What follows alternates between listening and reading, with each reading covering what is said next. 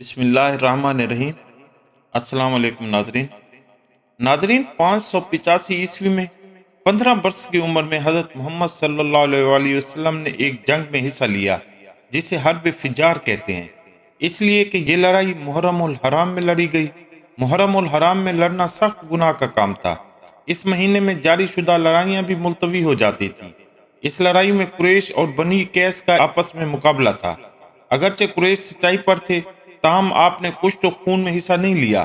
آپ صرف دشمن کے پھینکے ہوئے تیر اٹھا کر اپنے چچاؤں کو دیتے تھے۔ لڑائی کا خاتمہ بالآخر صلح پر ہوا۔ ناظرین، سن 591 عیسوی کی بات ہے۔ کسی پرانے زمانے میں ملک عرب کے بعض لوگوں نے مل کر آپس میں عہد کیا تھا کہ ہم ہمیشہ مظلوم کی طرفداری اور ظالم کا مقابلہ کریں گے۔ اس جماعت میں جس قدر اشخاص شامل تھے، اتفاقاً ان سب کے ناموں میں فضل کا لفظ آتا تھا، اس لیے عہد کو حلف الفضول کے نام سے تعبیر کرنے لگے۔ یہ جماعت اب ملک عرب میں باقی نہ رہی تھی، لیکن اس کا تذکرہ لوگوں کی زبان پر آ جاتا تھا۔ حرب فجار کے بعد نبی اکرم صلی اللہ علیہ وآلہ وسلم کے چچا حضرت زبیر بن عبد المطلب کے دل میں یہ تحریک پیدا ہوئی کہ اس عہد کو ازسر نو تازہ کیا جائے۔ چنانچہ بعض اشخاص نے عبداللہ بن جدان کے مکان پر جمع ہو کر قسم کھائی کہ ہم ہمیشہ ظالم کا مقابلہ اور مظلوم کی مدد کریں گے۔ نبی کریم صلی اللہ علیہ وسلم بھی، جو اس زمانے میں لڑکے تھے، شریک تھے۔ اب جب کہ آپ صلی اللہ علیہ وسلم جوان ہو گئے تو آپ نے اکثر قبیلوں کے سرداروں اور سمجھدار لوگوں کو ملک کی بدامنی، مسافروں کے لٹنے، ضعیفوں اور غریبوں پر زبردستوں اور امیروں کے ظلم کا حال بیان فرما کر ان سب باتوں کی اصلاح کے لیے آمادہ کیا۔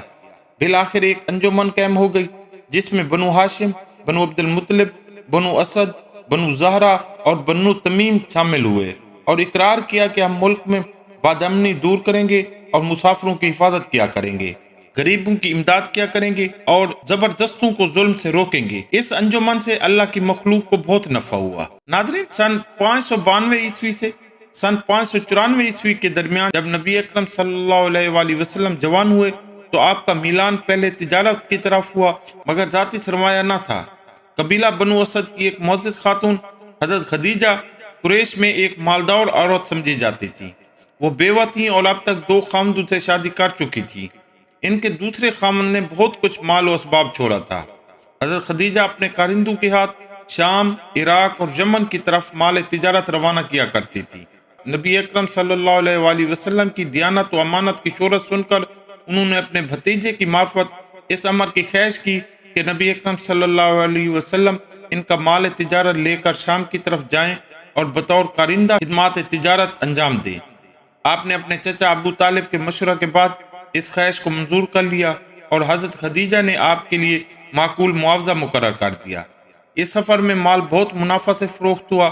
اسی طرح آپ کئی مرتبہ حضرت خدیجہ کا مال لے کر بحرین، یمن اور شام کی طرف گئے اور ہر مرتبہ تجارت میں خوب نفع ہوا۔ ناظرین، 595 عیسوی کی بات ہے۔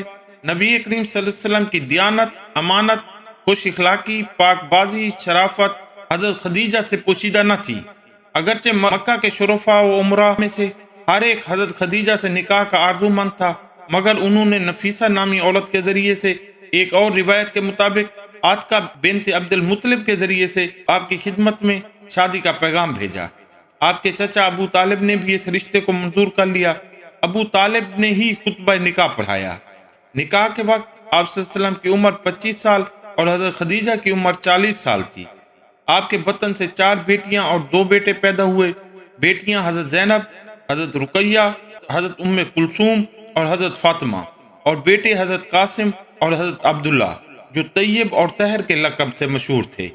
ناظرین، نہ صرف مکہ مکرمہ بلکہ تمام عرب میں آپ کی نیکی، خوش اخلاقی، دیانت، امانت، راست بازی کی اس قدر شہرت ہو گئی تھی کہ لوگ آپ کو نام لے کر نہیں بلکہ الصادق یا الامین کہہ کر پکارتے تھے۔ تمام عرب میں ایک آپ ہی کی ذات تھی جو الصادق یا الامین کی مشار الیہ سمجھی جاتی تھی، اور انہی ناموں سے لوگ آپ کو پہچانتے اور یاد کرتے تھے۔ ناظرین، میں ہوں تاریخ کا ادنا سا طالب علم عبدالغفور رحمانی۔